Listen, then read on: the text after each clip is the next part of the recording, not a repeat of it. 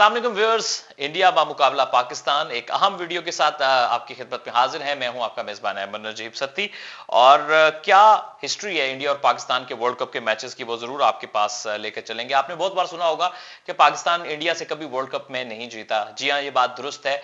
अब तक पाकिस्तान और इंडिया 7 मरतबा 50 ओवर की तर्ज के वर्ल्ड कप में आमने सामने आ चुके हैं और हर मरतबा इंडिया कामयाब रहा है। और हालांकि कुछ मरतबा ऐसा था कि पाकिस्तान की टीम या तो बहुत अच्छी पोजीशन में थी या ओवरऑल पाकिस्तान की टीम मजबूत थी, लेकिन फिर भी इंडिया के खिलाफ ऑन दैट डे पाकिस्तान इतना अच्छा परफॉर्म नहीं कर सका। चलिए इसकी तारीखों को खंगालते हैं, कुछ परखते हैं और इस को देखने की कोशिश करते हैं कि कब कब क्या कुछ हुआ। जनाब, हिस्ट्री मेरे पास मौजूद है, आप के तक मैं ये लेके आता रहूंगा। इससे पहले कि हम मैचेस पे जाएं, अब तक सबसे बड़ा टोटल दोनों टीमों के दरमियान 50 ओवर के वर्ल्ड कप में 336 है, जो इंडिया ने सेट किया था पाकिस्तान के खिलाफ।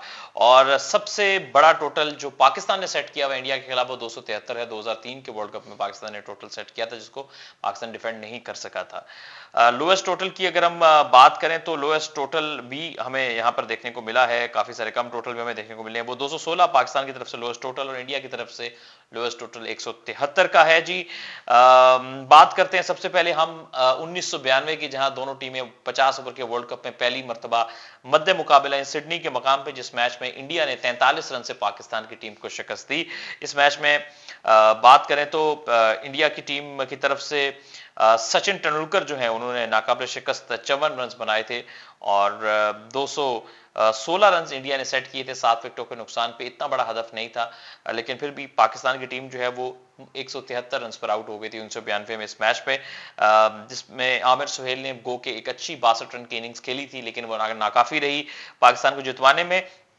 इसके बाद जी दोनों टीमें 1996 में मध्य मुकाबले हैं क्वार्टर फाइनल में, और ये मैच में पाकिस्तान की एक वक्त में ग्रिप बहुत अच्छी थी। बड़ा मशहूर वाकया भी इस मैच से मुंसलिक है कि जब आमिर सुहेल ने कुछ चौके लगाए, वेंकटेश प्रसाद जो फास्ट बॉलर थे इंडिया के, और फिर हाथ से इशारा किया कि अब मैं तुम्हें वहां पर चौका मारूंगा। अगली गेंद पर आमिर सुहेल शॉट मारने के लिए गए, लेकिन अपनी विकेट जज्बात में आकर खो बैठे थे वेंकटेश प्रसाद के हाथ, और वहां से फिर पाकिस्तान की टीम संभल ना पाई और एक टाइम पर जहां अच्छी पोजीशन में थी पाकिस्तान की टीम, वो मैच हार गई। इस मैच में एक और बात कि वकार यूनिस जो है, जो कि अपने जोबन पे थे, उनको आखिर के ओवर्स में अजय जडेजा ने खूब रन्स के लिए खेला और वकार यूनिस की धुलाई आप ही कह सकते हैं एक तरह से किया अजय जडेजा ने। और हालांकि उससे पहले भी जडेजा कभी रन्स नहीं कर सके, उसके बाद भी नहीं उस तरह से रन्स किए, लेकिन उस मैच में जरूर रन्स किए। लेकिन पाकिस्तान को एक बार फिर शिकस्त हुई 1996 में इंडिया से। उसके बाद अगले ही वर्ल्ड कप में 1999 में दोनों टीमें जो आपस में मध्य मुकाबले आई, और इस मैच में पाकिस्तान जो है वो सिर्फ 248 रन ही बना सका। माफ कीजिएगा जी, 248 रन तो 1996 वाले मैच में बनाए थे, जिसमें सिद्धू जो है, नवजोत सिद्धू, उन्होंने 93 रन की इनिंग्स खेली थी इंडिया के लिए, जो कि कारगर साबित हुई। 1999 की हम बात कर रहे हैं तो वो काफी स्पेशल टूर्नामेंट था। पाकिस्तान के खिलाफ मोहम्मद अजहरुद्दीन जो इंडिया के कप्तान थे, उन्होंने 77 रन बनाए सिर्फ 59 गेंदों पे, 227 रन बनाए थे। यहां पर 6 विकेटों के नुकसान के ऊपर इंडिया ने 50 ओवर्स में, जो कि इतना बड़ा हदफ नहीं था। पाकिस्तान की टीम काफी मजबूत थी और लोग कहते हैं कि शायद वर्ल्ड कप की जितने भी पाकिस्तान ने खेले उसमें सबसे मजबूत टीम थी पाकिस्तान की उस वर्ल्ड कप में। लेकिन पाकिस्तान की टीम फिर भी ये टारगेट चेज नहीं कर सकी और पूरी टीम 180 पर आउट हो गई। वेंकटेश प्रसाद ने 5 विकेट हासिल की और इंडिया की तरफ से एक अहम किरदार अदा किया जीत में। 2003 में इंडिया और पाकिस्तान की टीमें मध्य मुकाबले आई। पाकिस्तान की तरफ से सईद अनवर काफी अरसे के बाद कमबैक कर रहे थे। सईद अनवर ने अपने कमबैक में भी सेंचुरी दाग दी।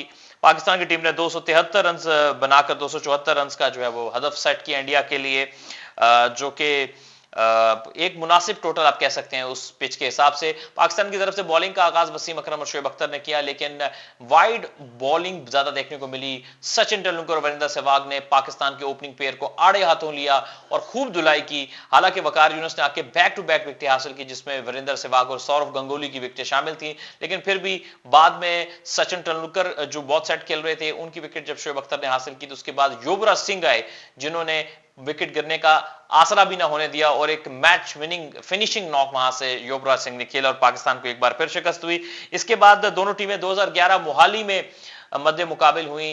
भारत की टीम ने पहले बैटिंग की पाकिस्तान की तरफ से उमर गुल जो अच्छी फॉर्म है तो उनकी खूब धुलाई हुई। इब्तिदा के ओवर्स में परिंदर सहवाग कहर उगल रहे थे, लेकिन उसके बाद वहाब रियाज के स्पेल ने सब कुछ चेंज कर दिया, जिसमें सहवाग को आउट किया, कोहली को आउट किया, युवराज को आउट किया और धोनी को आउट किया और 5 विकेटें वहाब रियाज ने ले ली।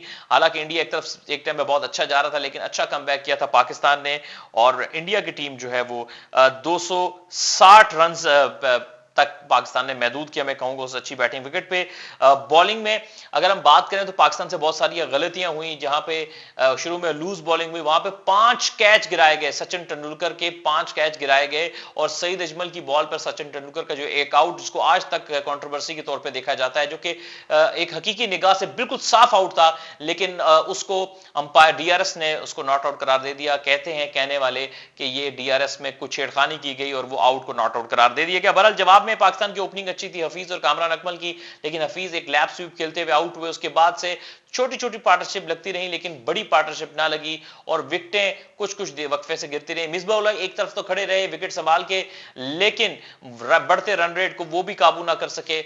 आखिर तक वो रहे, लेकिन पाकिस्तान उस तरह से ये टारगेट चेज ना कर सका और एक बार फिर पाकिस्तान को भारत से शिकस्त हुई। बहरहाल इसके बाद पाकिस्तान और भारत 2015 के वर्ल्ड कप में एडिलेड में मध्य मुकाबले आते हैं, जिसमें पाकिस्तान की बहुत ही कमजोर टीम थी और भारत अपने बिल्कुल जोबन पे था। उस मैच में भारत ने एक जबरदस्त और बड़ा टोटल सेट किया पाकिस्तान के खिलाफ। 300 रन्स का टोटल सेट किया था, लेकिन पाकिस्तान की टीम महज 224 रन ही बना सकी, जिसमें मिसबाह उल हक ने कुछ हद तक मजामत की।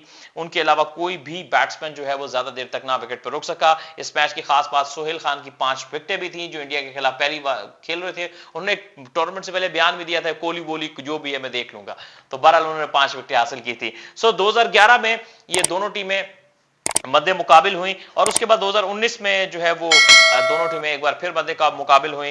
इंडिया की टीम ने यहां पे भी पाकिस्तान को 47 रन से शिकस्त दी। डीएलएस मेथड के तहत रोहित शर्मा ने एक आउटस्टैंडिंग इनिंग 140 रन की खेली। कुल इंडिया ने 336 रन 5 विकेटों के नुकसान पर बनाए और जवाब में पाकिस्तान जो है वो ज्यादा ना बना सका और सिर्फ 212 रन ही बना सका 6 विकेटों के नुकसान पर। 89 रन से यहां पे इंडिया ने डीएल मेथड के तहत कामयाबी हासिल की।